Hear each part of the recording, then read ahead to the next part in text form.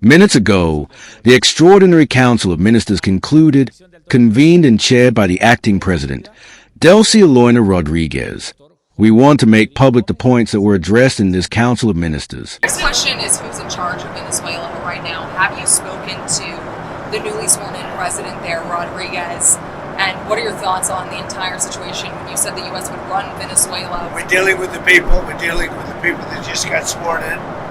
And don't ask me who's in charge, because if you had to sum up Operation Absolute Resolve, would you say that it was about oil or it was about regime change?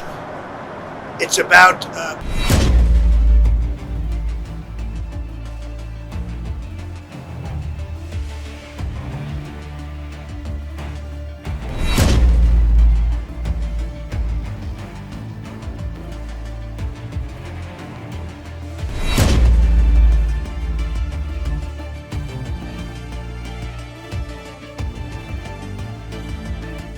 On January 4th, acting President Delcy Rodríguez convened her first cabinet meeting, the first such session since U.S. forces captured President Nicolás Maduro.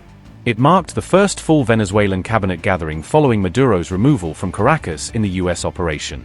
Rodríguez appears to have toned down her rhetoric against the United States just a day after formally assuming interim leadership.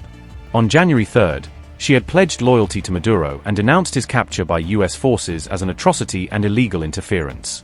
However, by January 4th she was calling for a balanced and respectful relationship with the United States, signaling an openness to limited engagement. Delcy Rodríguez said, quote, "We extend an invitation to the U.S. government to work together on an agenda for cooperation that is aimed towards shared development." Unquote. Rodríguez also announced the creation of a special commission tasked with seeking the release of Nicolás Maduro and his wife, Cilia Flores. Good evening to all the people of Venezuela. Minutes ago, the Extraordinary Council of Ministers convened and chaired by the acting president, Delcy Rodríguez. We want to make public the points that were addressed in this Council of Ministers. The world expressed a great outcry in the streets of Europe, in the streets of Latin America, in the streets of Asia, in the streets, even in the United States itself, and it has to do with the unwavering demand for the immediate release of President Nicolás Maduro Moros and First Lady Cilia Flores de Maduro. The Council of Ministers, the acting president, has created two commissions. The first is a high-level commission for the release of President Nicolás Maduro Moros and the First Lady and First Combatant Cilia Flores de Maduro. This high-level commission will be chaired by Dr. Jorge Rodríguez Gómez, Pres. Today, the acting president from above, Rodríguez, visited the young men and women who were injured in the fighting resulting from the attack we suffered on January 3rd. Brave and heroic young soldiers who stood up to defend our sovereignty, our integrity, and our President Nicolás Maduro Moros. Finally, we want to certify that at this hour our homeland, from end to end, is in absolute peace. It is under absolute protection by the government institutions that have been deployed to guarantee security.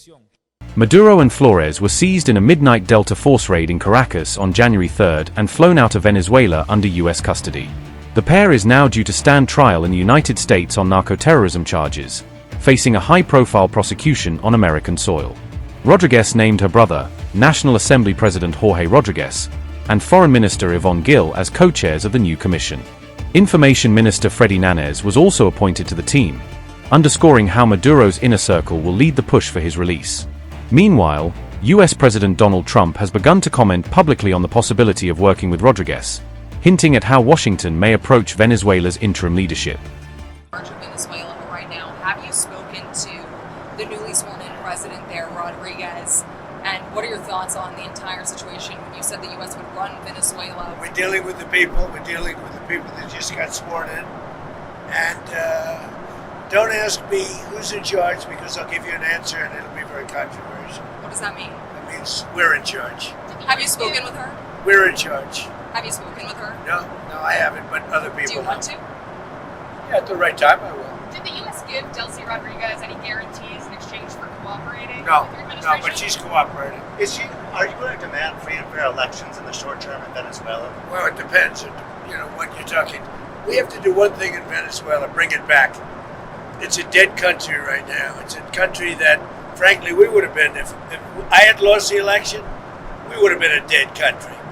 Venezuela would have been Venezuela on steroids. Venezuela right now is a dead country. We have to bring it back, and we're going to have big investments by the oil companies to bring back the infrastructure. And the oil companies are ready to go. They're going to go in, they're going to rebuild the infrastructure. You know, we built it to start off with many years ago. They took it away. You can't do that. And you can't do that with me. They did it with other presidents. How soon do you think an election can take place in Venezuela? How soon can an election take place? Well, I think we're looking more at getting it fixed, getting it ready first, because it's a mess. The country is a mess. It's been horribly run. The oil is just flowing at a very low level.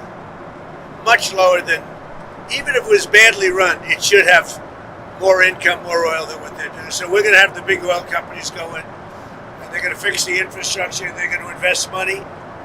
We're not going to invest anything. We're going to just take care of the country. We're going to cherish the country.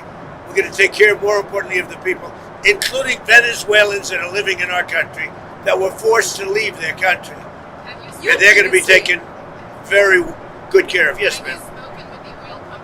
Yes, going into Venezuela? I have. Which ones? Have you received any commitments? All of them, basically. Any commitments from the oil companies? They want to go in so badly. Did you speak with them before the operation took place? Yes. Did you maybe tip them off about what Before and after. And they want to go in, and they're going to do a great job for the people of Venezuela. And they're going to represent us well. What happens But to you know, this? the infrastructure is rusty, rotten, most of it unusable. It's old, it's broken. You see pipes laying all over the ground. Nothing's been invested for years. Chevron's in, as you know, they've done a good job, but even they haven't been in a position to invest money because they're at a month-to-month basis. What happens to this? They're only there because I wanted them to be there. Are there any contingencies in case the military in Venezuela is unhappy with the U.S. and the way it's running Venezuela? Do you guys have plans for anything? So Venezuela thus far has been very nice, but it helps to have a force like we have. You know, we were ready for a second wave. We were all set to go, but we don't think we're going to need it. There's about 17 billion worth of oil reserves in Venezuela. More. Is that going to be? You mean trillion?